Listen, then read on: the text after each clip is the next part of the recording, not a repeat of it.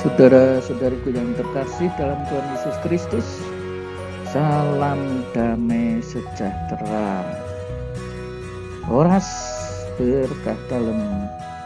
Kita berjumpa dalam belajar Alkitab sambil merenung.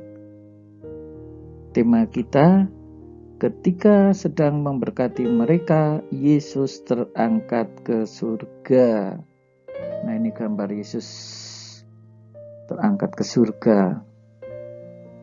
Dari Injil Lukas bab 24 ayat 46 sampai 53. Oh ya, saudara-saudari, jangan lupa ya sebelumnya ini untuk subscribe, bagikan kepada teman-teman di grup-grup yang saudara ikuti, kasih like dan nyalakan loncengnya dari Tuhanlah Pertolonganku channel.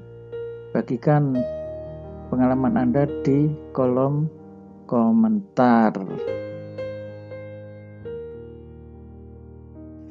Nah, saudara-saudari yang terkasih, ini konteksnya ya, sesudah Yesus bangkit dari antara orang mati, lalu dia menampakkan diri kepada murid-muridnya.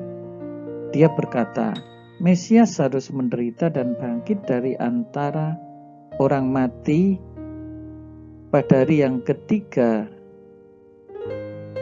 Dan lagi dalam namanya berita tentang pertobatan dan pengampunan dosa harus disampaikan kepada segala bangsa mulai dari Yerusalem.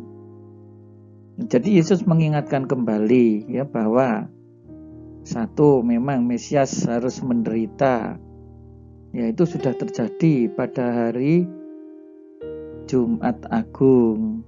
Tetapi banyak yang melupakan sesudah peristiwa tersebut Mesias akan bangkit dari antara orang mati. Kapan itu? Pada hari yang ketiga, dan itu sudah terjadi. Nah, sekarang masalahnya dalam namanya berita tentang pertobatan dan pengampunan dosa harus disampaikan. Ya, kalau sebelumnya Yesus telah wafat dan kemudian bangkit, ya ini menjadi kekuatan bagi para murid ya, untuk ini dalam namanya berita pertobatan dan pengampunan dosa harus disampaikan kepada segala bangsa mulai dari Yerusalem. Itu artinya sejak saat itu para murid yang percaya kepadanya diutus supaya berita pertobatan pengampunan itu sampai kepada segala bangsa. Kamu adalah saksi dari semuanya ini. Nah, saudara-saudari yang terkasih dalam Tuhan Yesus Kristus, para murid diutus untuk menjadi saksi dari semuanya itu, karena mereka sudah menyaksikan Yesus yang menderita, ya. Bahkan jauh sebelum itu Yesus sebagai Mesias yang banyak menolong umat manusia, yang memberi kesejahteraan kepada umat manusia. Ya, semuanya itu masih kesejahteraan jasmani. Tetapi sekarang ya, setelah dia menderita, wafat dan akhirnya bangkit, ini kesejahteraan dalam arti total, yaitu keselamatan. Dan karya keselamatan Allah ini harus diwartakan. Kamu adalah saksi untuk semuanya itu. Dan aku akan mengirim kepadamu apa yang dijanjikan Bapakku, tetapi kamu harus tinggal di dalam kota ini sampai kamu diperlengkapi dengan kekuasaan dari tempat tinggi. Nah, kiranya yang dimaksud di sini adalah kehadiran Roh Kudus. Yesus juga sudah menyatakan sebelumnya bahwa Roh Penghibur akan menjadi penolong.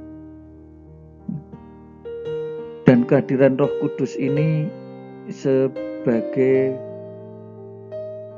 kekuatan yang melengkapi para muridnya, dipelengkapi dengan kekuasaan. Ini tidak tanggung-tanggung karena kekuasaan dari tempat yang tinggi, dari tempat tinggi, yaitu kehadiran Roh itu yang akan menguatkan para murid, memperteguh para murid, memberi pikiran terang kepada para murid, sehingga mereka berani menjadi saksi-saksinya. Lalu Yesus membawa mereka keluar kota sampai dekat Betania. Di situ Ia mengangkat tangannya dan memberkati mereka.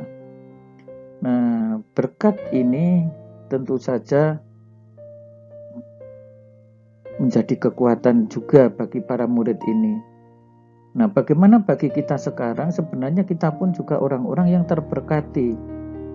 Ya, tetapi apakah kita mau memilih berkat, ataukah kita yang sudah diberkati itu tidak mau mengambil berkat itu? Dengan kata lain, kita membuang berkat. Itu tidak beda seperti yang pernah diungkapkan di dalam kitab Ulangan 30 misalnya. Ya, pilihlah berkat supaya kamu hidup, jangan memilih kutu. Ya, ini sesuatu yang jelas. Dan yang dimaksud dengan berkat ini adalah berkat untuk pewartaan, untuk pelayanan, dan juga berkat menjadi saksi. Jangan hanya dianggap berkat Allah itu seolah-olah dipersempit, hanya disamakan dengan kesejahteraan materi, kelimpahan materi, atau ketiadaan penderitaan, seolah-olah orang yang diberkati itu hidupnya seluruhnya lancar, tanpa halangan apapun, tanpa sakit penyakit, tanpa penderitaan. Dalam hidupnya semuanya serba lancar, tidak ada perjuangan sedikit pun, semuanya seolah-olah berjalan begitu. Bukan itu yang dimaksud berkat. Di dalam berkat kita harus tetap berjuang. Kita harus ingatnya, sebagaimana guru kita ikut memanggul salib bersama Yesus. Nah, saudara-saudari yang terkasih, dan ketika Ia sedang memberkati mereka, Ia berpisah dari mereka dan terangkat ke surga.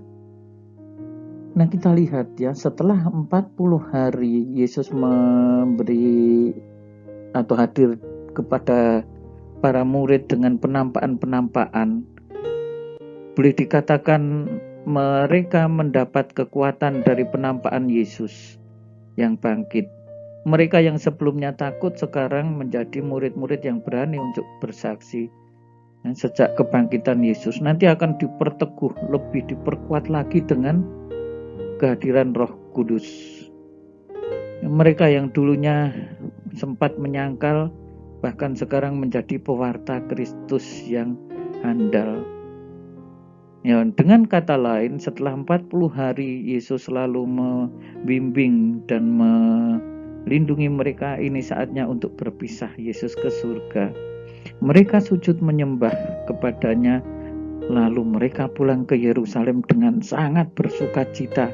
Saudara-saudari.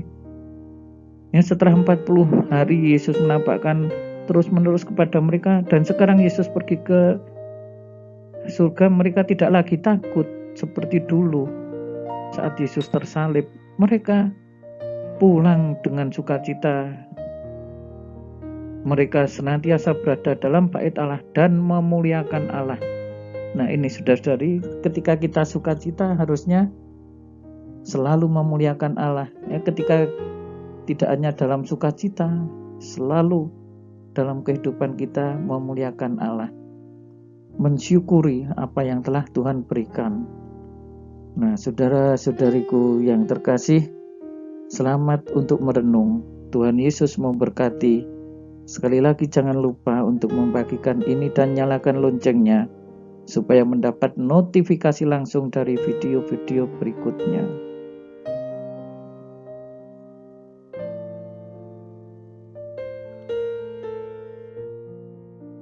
Saudara-saudari sekalian, pekerjaan saudara, keluarga saudara, dinaungi, dibimbing, dan diberkati oleh Allah yang Maha Kuasa, Bapa dan Putera dan Roh Kudus. Amin.